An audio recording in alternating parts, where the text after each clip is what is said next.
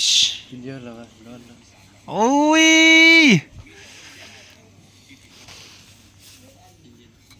แปลงเลือดนกกระแกอ๋อครั้งแรกในชีวิต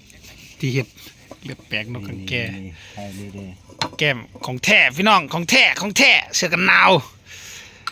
กับปะเท่านี่แล้วนี่นี่กับเคยน้องมาเด้อมาเด้อยัวเด้อคนอื่นก็ต้องเอาล้างคออันนี้ก็เอาแก้ข้าวเฮ้ยนะมาเด้อพี่น้อง60ดีกรี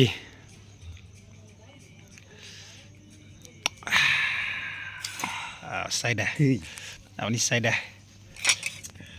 มังนาวมาใส่เด้โอ้แน่นดีนักได้นี่คิดว่าอีบนแน่นเหรอ3 คนคนละจานเลยซะตะต้องใส่ประมาบีบมังนาวยวดเพิ่มรสชาติเปรี้ยว